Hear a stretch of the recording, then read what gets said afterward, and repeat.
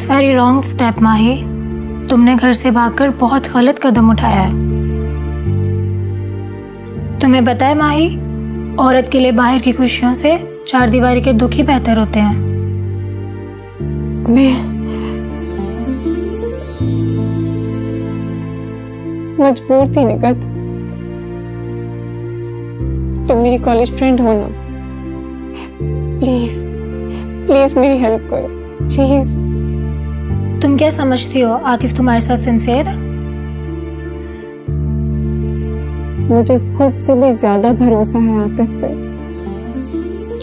तुमने उसे बताया कि तुम लाहौर आ गई हो? मैंने कॉल की थी। मैंने उसे बताया था कि मैं स्टेशन पे हूँ, पर वहां पे मेरे बाबा और उनके कुछ लोग मुझे ढूंढ रहे थे, इसलिए मैं रिक्शा पकड़ के सीधी तुम्हारे पास आ गई। शायद आतिफ मुझे ढूंढ रहा होगा। तुम उसे कॉल करो और उसे बताओ कि तुम मेरे पास हो। फोन तो मैं घर बुलाई हूँ। एक काम करो, मेरे फोन से कर लो कॉल।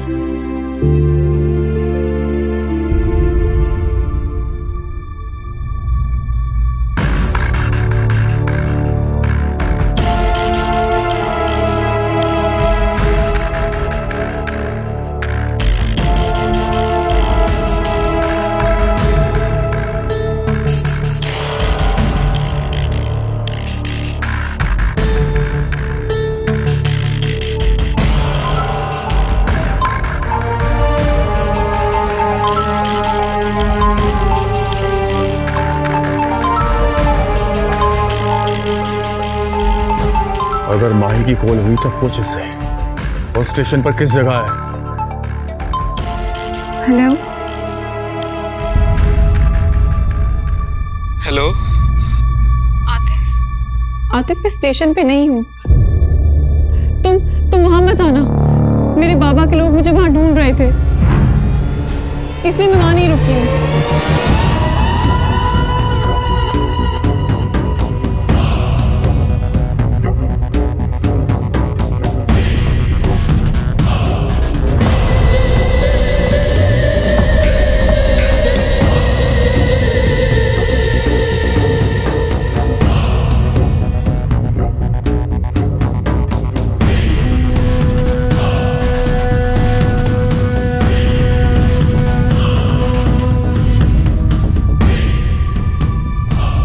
ये कुछ पता है माही के बारे में?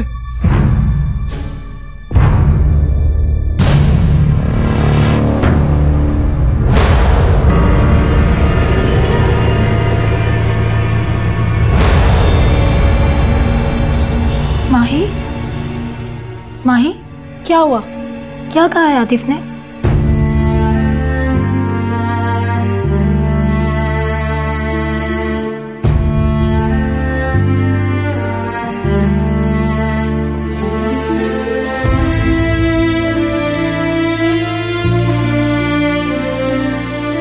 माही कुछ बताओ तो सही, क्या कहा है आतिफ ने?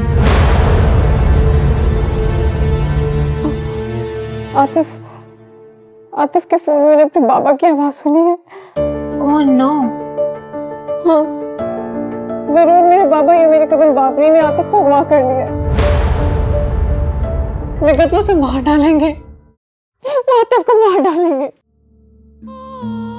प्लीज कुछ करो। रोने से कुछ नहीं होगा माही, हमें इस वक्त आतिफ की हेल्प करनी चाहिए। तुम बैठो, मैं उसके बाबा को इन्फॉर्म करती हूँ।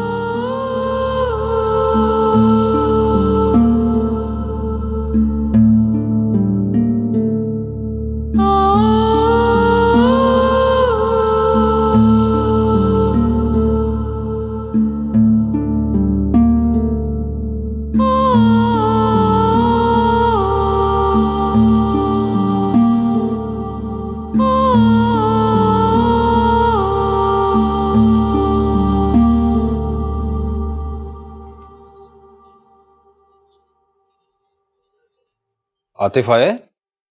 नहीं साहब जी, छोटे साहब तो रात से ही वापस नहीं लौटे।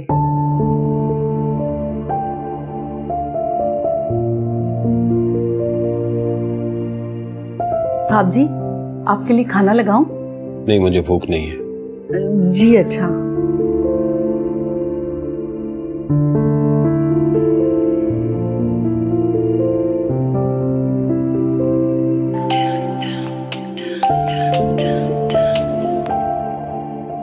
हेलो, मुझे आतिफ के बाबा से बात करनी है। आतिफ मेरा ही बेटा है। तुम कौन? मैं आतिफ की दोस्त बात कर रही हूँ। वो बात ये है कि आपके बेटे को किडनैप कर लिया गया है। किडनैप? जी अंकल, मैंने आतिफ की हेल्प के लिए आपको कॉल की है। आप अपने बेटे को बचा सकते हैं तो बचा लें। वो इस वक्त नवाबगढ़ के मालिक नवाब फखरुद्दीन की कैद में है। नवाब फखरुद्दीन?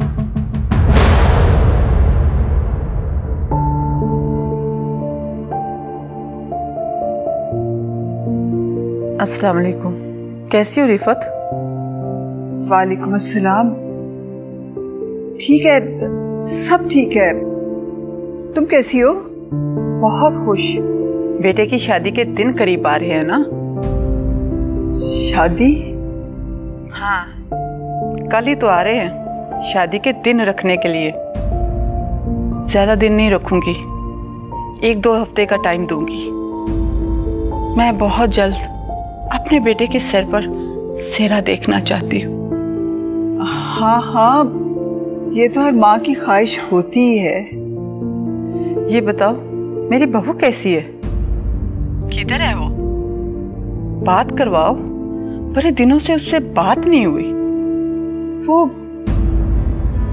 वो शहर है, उसके इम्तिहान होने वाले हैं ना, इम्तिहानों के बाद ही आएगी। उससे बोलो जितना पढ़ना था पढ़ लिया उसने, अब घर गृहस्थी के बारे में सोचना शुरू करे। और हमने कौन सा उससे स्कूल टीचर लगवाना है? बस उसकी ख्वाहिश थी, उसके बाबा भी मान गए। आपको बस हम बताने ही वाले थे कि शादी की तारीख कल नहीं बल्कि फिर कभी मुकर्रर कर लेंगे। फिर कभी? हाँ, उसके इम्तिहान मुकम्मल होने के बाद। अब इम्तिहान का इंतजार कौन करे? हमने तो शादी की तैयारियां भी मुकम्मल कर ली हैं। पूरे गांव की औरतें ढोलकी बजाने आती हैं। अब इम्तिहान का बोल रही हो? कुछ ज्यादा वक्त तो नहीं मांग रहे हम, बस 1-2 हफ्ते की बात है। ठीक है, मैं चंदू के बाबा से बात करूंगी।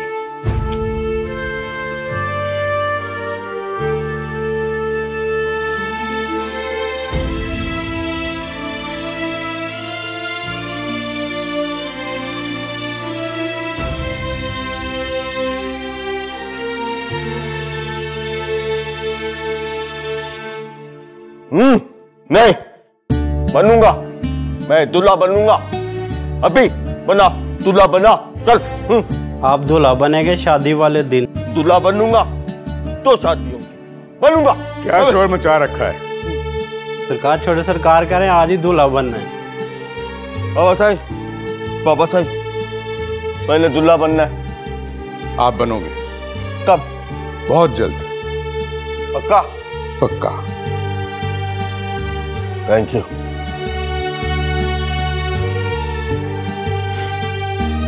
इतनी जल्दी भी नहीं, जितनी जल्दी आप समझ रहे हैं।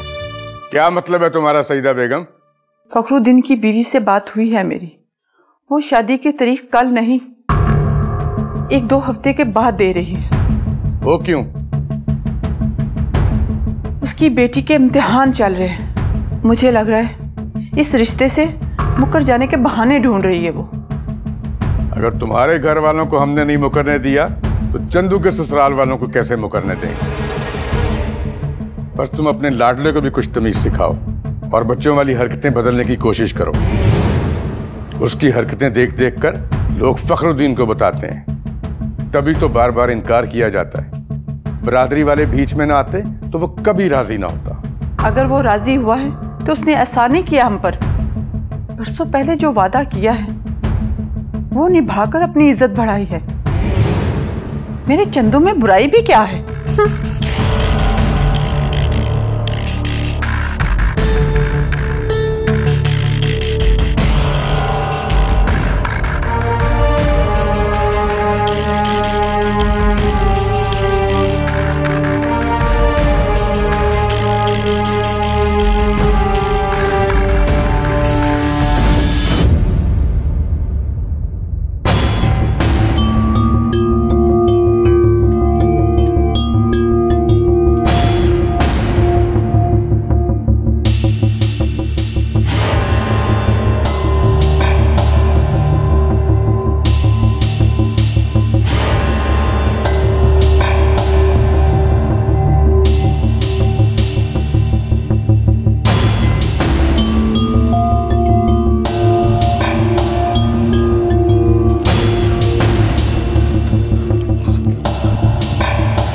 ये तो खोदी हुई ताजा मिट्टी लग रही है।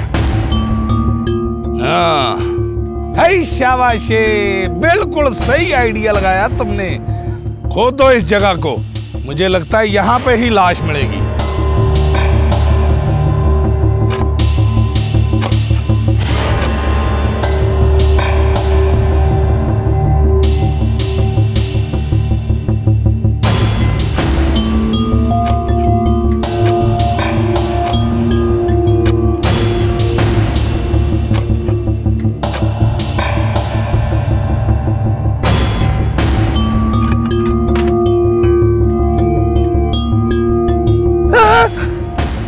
साहब जी, ओ ये तो लाश है।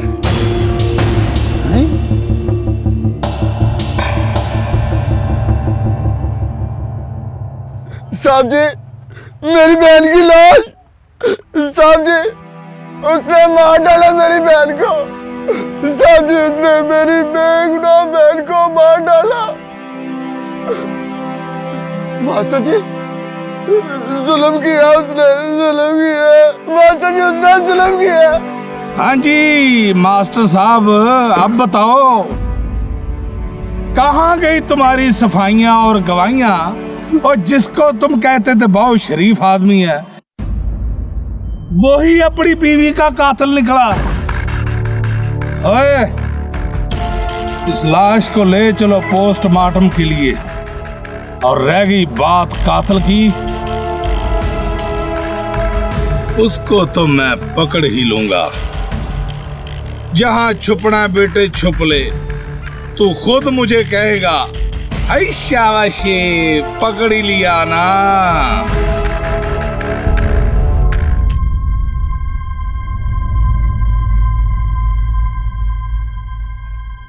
सिकंदर, दरवाजा खोल।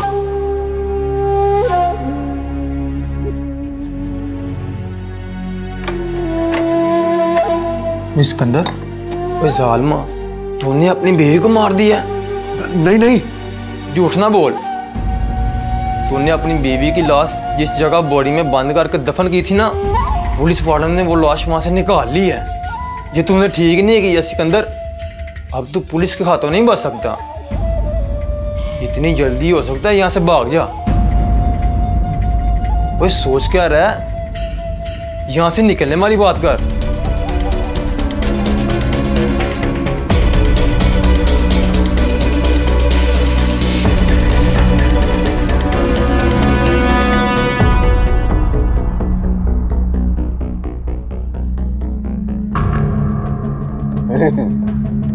मुझे फखरुद्दीन की नीयत में खोट लगता है। मुझे भी यही लगता है, वो इम्तिहान वाली बात करके बदलने के बहाने ढूंढ रहे हैं। मुझे नहीं लगता फखरुद्दीन अपनी बात से फिरेगा। अगर फिरा तो बरादरी उसका बाइकाट कर देगी। बरादरी वाले उसका बाइकाट करें या ना करें, मेरे लिए अहम नहीं है। ये मेरे लिए अहम ये है कि वो अपनी बेटी का ब्याह मेरे चंदू के साथ करे, और ये उसे करना पड़ेगा। इसलिए वो जो इम्तिहान के बहाने मांग रहा है ना, मैं उसको 1-2 हफ्ते का टाइम दे दूं। बाबा सही, टेंशन मत ले, कोई बात नहीं। शादी तो होनी है ना, अभी ना सही तो बाद में सही, है ना? है ना? हाथ में कोई बात नहीं, शादी तो होगी ना चंदू की, अभी नहीं तो बाद में सही, क्या फर्क पड़ता है। मेरी शादी होगी। मेरा भी यही ख्याल है कि उसको 1-2 हफ्ते का टाइम दे दूं।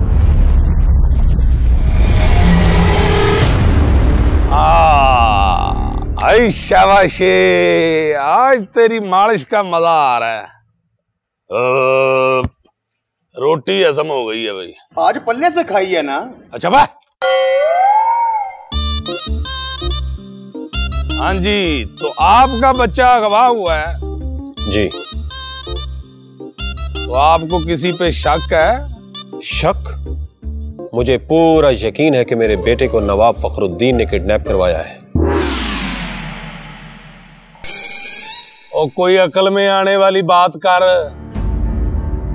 फखरुद्दीन आदमी ऐसा नहीं है, ना खुद मुसीबत में पड़ ना हमें डाल। वैसे तू आया किधर से है? लाहौर से। हाय शाबाश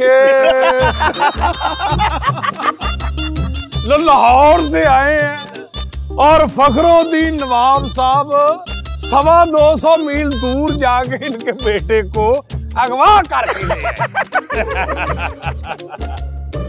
मैं उनको जाती तौर पे जानता हूं, वो यहाँ के नवाब हैं, नवाब, नवाबगढ़ के नवाब हैं। और उनकी अप्रोच तुम्हारी सोच से भी ऊपर है। उन पे ये घटिया झूठा इल्जाम लगा के ना खुद मुश्किल में फंस, ना हमें डाल। चुप करके केस बट के निकल जा, चला जा। फखरुद्दीन की अप्रोच से डरकर तुम अपने फराइज से गफलत और अपनी इस वर्दी से बेईमानी कर रहे हो, जो तुम्हारे लिए ठीक नहीं है। अगर मेरे बेटे को कुछ हुआ तो फखरुद्दीन से पहले उसकी तमाम तर जिम्मेदारी तुम पर होगी। ऐ शाबाश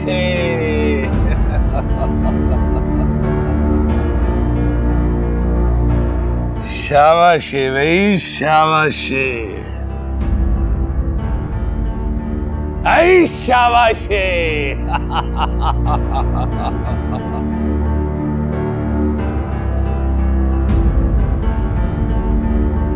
यानी तुम कानून के हाजिर ड्यूटी ऑफिसर को धमकी दे रहे हो?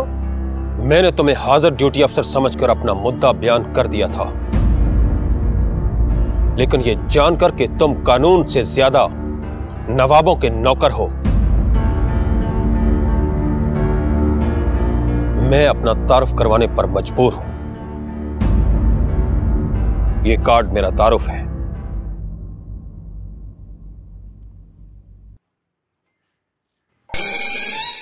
आईजी साहब? Yes, my best friend.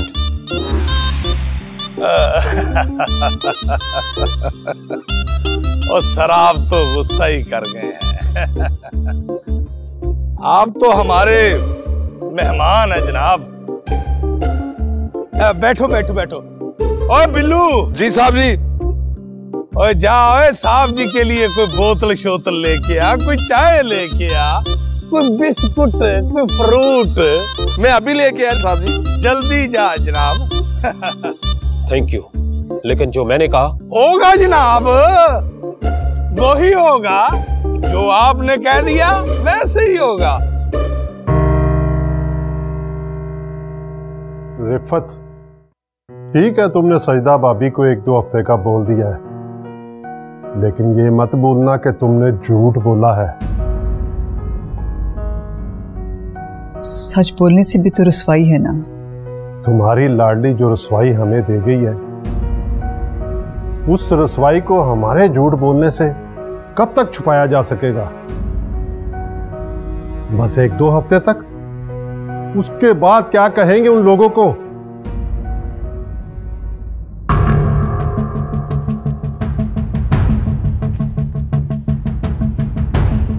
आप तशरीफ रखिए और मैं सरकार को बुला के लाता हूं। जी ठीक है।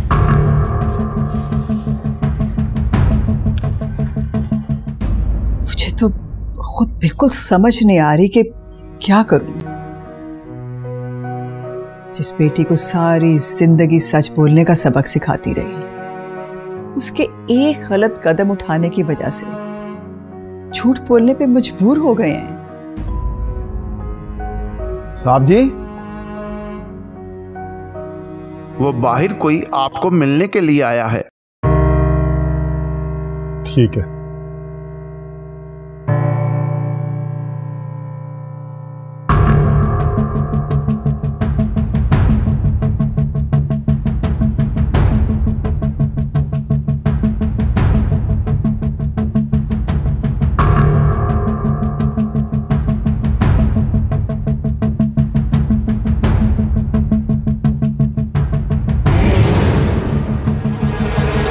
ये बात करो।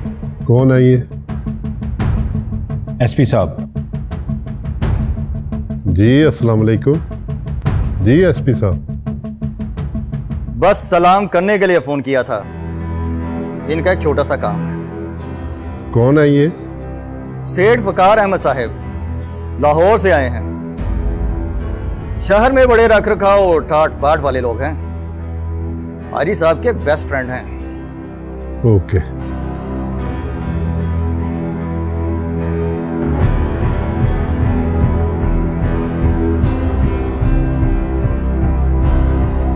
मुझे मालूम हुआ है कि मेरे बेटे आतिफ को आपने किडनैप किया है। अच्छा, हमारी गैरत और हमारी इज्जत का दुश्मन तुम्हारा बेटा है? जी हाँ, वो मेरा बेटा है। क्यों किडनैप किया आपने मेरे बेटे को? क्योंकि उसने मेरी बेटी को बहकाया है। उसी की शय पे मेरी बेटी घर की दहलीज पार कर गई है। मेरी इज्जत और मेरी आन और मेरी शान अपनी मोहब्बत के पांव थले रौंद के चली गई है। जब तक वो नहीं मिल जाती तब तक वो तेरा बेटा जिंदा रहेगा। देखें फखरुद्दीन साहब, आपको आपकी बेटी वापस मिल जाएगी। आप मुझे मेरा बेटा वापस लौटा दीजिए। तुम अपने बेटे के बदले हमारी बेटी तो लुटा सकते हो, लेकिन बेटी के जाने से टूटने वाला एक बाप का मान नहीं जोड़ सकते। देखें फखरुद्दीन साहब, मैं जरूर एक बेटे का बाप हूं, लेकिन एक बेटी के बाप का दुख क्या होता है उसको मैं अच्छी तरह से समझता हूं। अगर मेरे बेटे को मार देने से आपका टूटा हुआ मान जुड़ सकता है तो मैं आपको अपने बेटे का खून माफ कर दूंगा। अब जबकि मुझे यकीन हो गया है कि मेरे बेटे को आप ही ने किडनैप किया है तो मैं कानूनी चाराजोई कर सकता हूं, लेकिन मैं ऐसा करूंगा नहीं, क्योंकि अगर यह मामला कानून के हाथ में गया तो मेरे बेटे के साथ साथ आपकी भी बदनामी होगी और मैं किसी भी कीमत पर आपकी और आपकी बेटी की बदनामी नहीं चाहूंगा। आप जो भी फैसला करेंगे वो मुझे मंजूर होगा। ठहरो बख्तू। जी सरकार। इनको साल ले जाओ और बाबरी से बोलो कि इनके बेटे को वापस कर दे। अच्छा जी। वकार अहमद, हम तुम्हारा बेटा छोड़ रहे हैं, उसके बदले हमें हमारी बेटी वापस चाहिए। देखें फखरुद्दीन साहब, आपने हमारी इज्जत की है, हम भी आपकी बेटी को इज्जत के साथ वापस लौटाएंगे।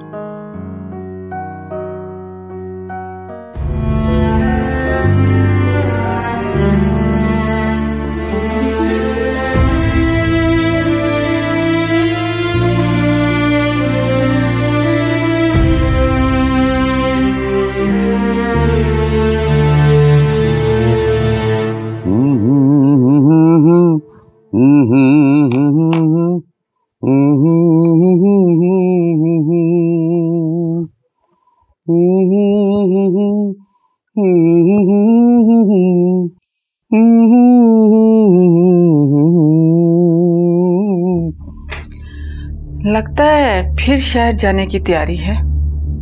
समझदार हो, आखिर नवाब खुशबख्त की बीवी हो।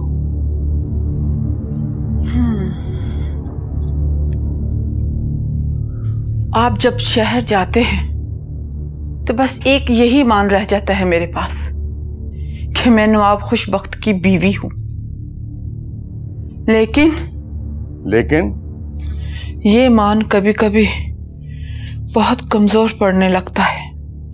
अजीब से वसवसे ज़हन को घेर लेते हैं।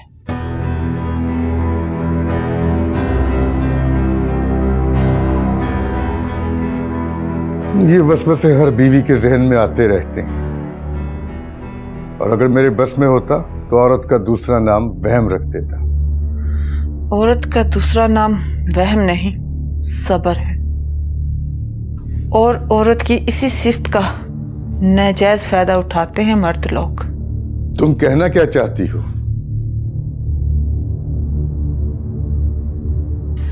कुछ नहीं, वापस कब आएंगे?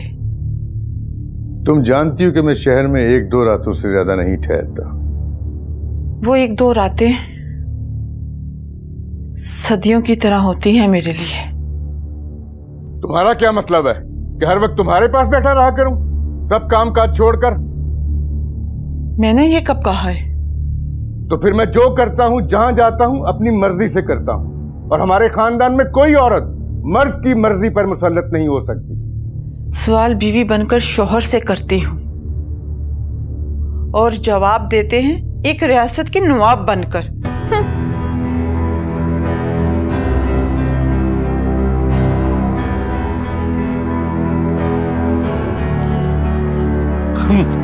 बाबू सही, ओ मेरे घोड़े के लिए बिस्किट और कपड़े। अच्छा अच्छा, ला देंगे। आप चलो अपनी अम्मा के पास।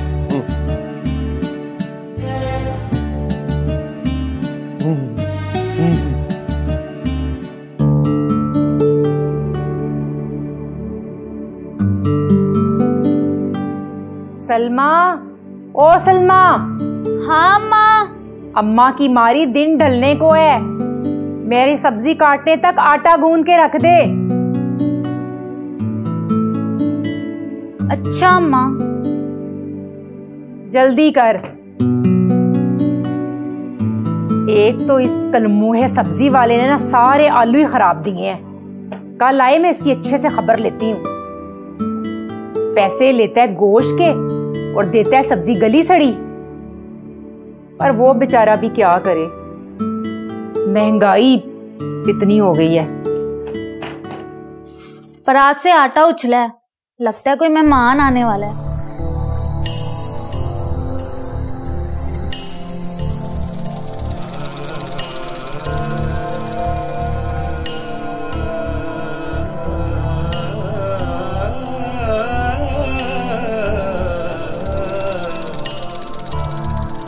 हाँ, मुझे लगता है वो शायद सकीना ही आने वाली है। एक तो इसने मेरी नाक में ना दम कर रखा है। क्यों? उसके बेटे का रिश्ता नहीं हुआ अभी तक? 20 रिश्ते दिखा चुकी हूँ मैं उसको। उसके तो नाक पे कोई रिश्ता बैठता ही नहीं है। कभी किसी के खानदान में नुक्स निकाल देती है, कभी किसी के माँ बाप में नुक्स निकाल देती है, कभी किसी लड़की में नुक्स निकाल देती है।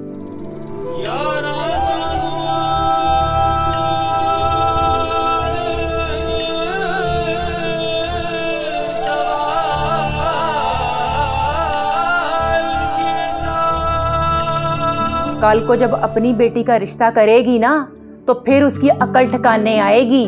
और तूने सुना है ना, जैसे को तैसा। छोड़ अम्मा, आजकल ऐसा ही होता है। अब की बार है तो उसको बोल देना, उसके बेटे के मयार के मुताबिक तेरे पास कोई रिश्ता नहीं है। दिल तो मेरा भी यही चाहता है, फिर सोचती हूँ कि कहीं हो ही जाए तो अच्छा है। 4 पैसे ही आएंगे ना, जो तेरे हाथ पीले करने के काम आएंगे।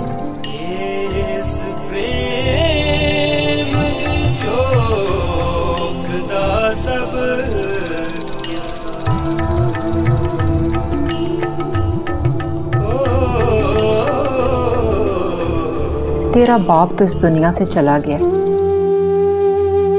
पर तेरे फर्ज की जिम्मेदारी मेरे कंधों पे छोड़ गया।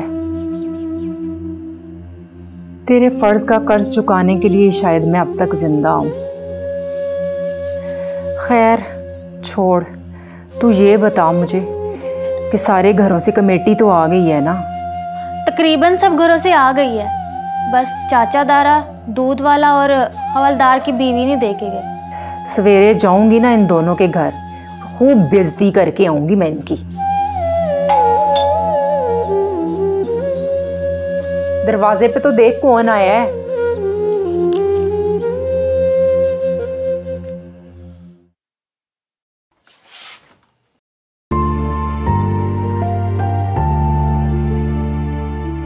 सिकंदर, तू? हाँ मैं। तू कैसी है? ठीक हूं मैं, और अम्मा भी ठीक है। अरे कौन है दरवाजे पे? किससे इतनी देर हो गई है बातें कर रही है? अम्मा तेरा भतीजा है। ये मजाक कर रही है क्या? नहीं अम्मा सच कह रही हूँ। आओ सिकंदर।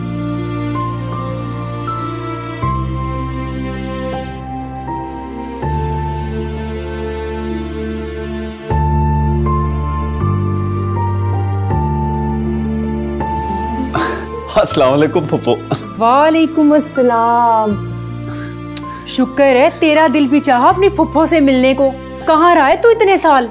फुप्पो अभी मैं बहुत थका हुआ हूँ, बाद में बताऊंगा ना आपको। तू खड़ी क्या मुंह देख रही है? जा जल्दी से हांडी रोटी पका। देखती नहीं कि कितने बरसों के बाद मेरे बेहश्ती भाई का बेटा आया है? जा और चल पुत्र, तू थोड़ा सा ना फ्रेश हो जा, फिर खाना शाना खा के ना दोनों खूब दुख सुख करेंगे। चल आजा अंदर मेरा पुत्र।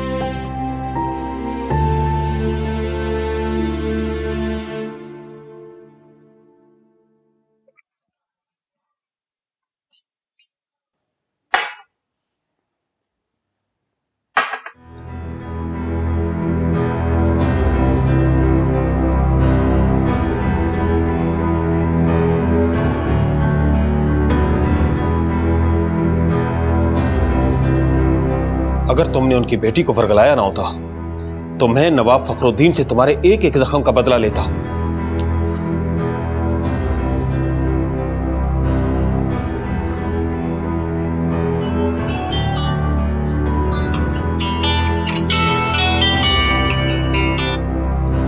हेलो, आप आतिफ के पापा हैं ना? जी जी, आप कौन? माही। माही? मैंने ये पूछने के लिए फोन किया है कि आतिफ बिल्कुल ठीक है। ये लो बात करो। हेलो माही। आतिफ तुम ठीक हो ना? हाँ माही मैं ठीक हूँ। मेरे डैड मुझे तुम्हारे घर वालों के चुंगल से छुड़ा कर ले आए हैं। मगर माही तुम इस वक्त कहां पर हो? मैं अपनी दोस्त के घर हूँ और मुझे आपका पहले वाले घर का एड्रेस मालूम था और आपने बताया था ना कि आप लोग दूसरे घर में शिफ्ट हो गए हैं। अगर मुझे वहाँ का एड्रेस मालूम होता तो मैं आ जाती वहाँ। माही मैंने अपने डैड को भी तुम्हारे बारे में सब कुछ बता दिया और मैं तुम्हें भी पिन सेंड करता हूँ।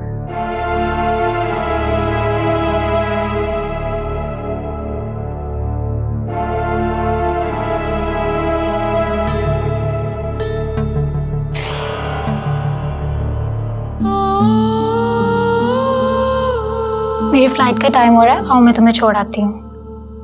नहीं, तुमने मेरे लिए पहले ही बहुत कुछ किया है और मैं तुम्हारी हमेशा एहसानमंद रहूंगी।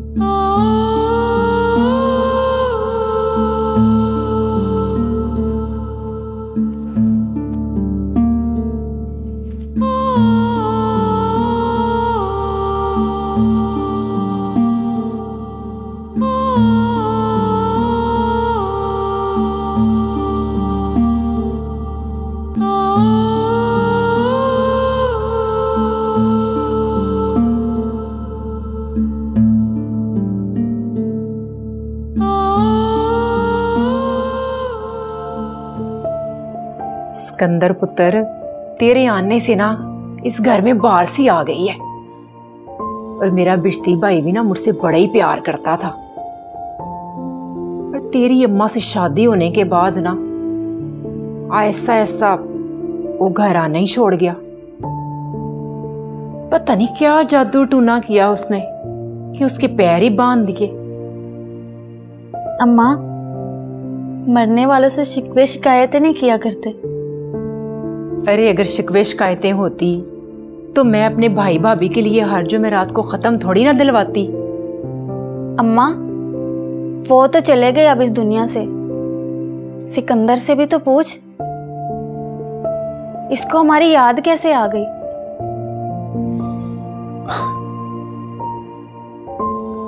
बस वो फुप्पो रेलवे की नौकरी में ऐसा उलझा कि आप लोगों के पास आने की फुर्सत ही नहीं मिली।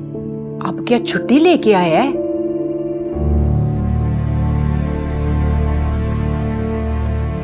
नहीं फुप्पो, हमेशा के लिए आ गया। यही कोई छोटी मोटी नौकरी ढूंढ लूं। सुना था तुमने शादी कर ली। वो शादी नहीं, बर्बादी साबित हुई थी मेरे लिए।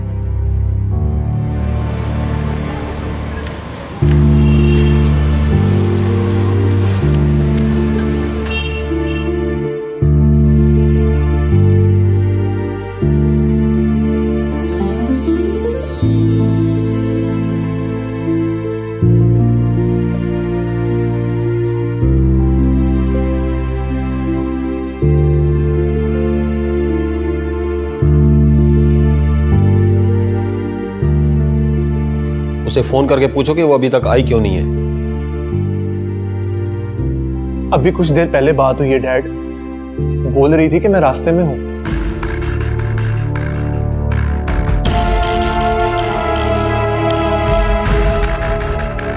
लेकिन उसके आने से पहले मेरी एक बात कान खोल कर सुन लो। तुम्हारी रिहाई के बदले मैंने नवाब फखरुद्दीन से वादा किया है कि मैं उसकी बेटी को बाइज्जत तरीके से उसके हवाले करूंगा।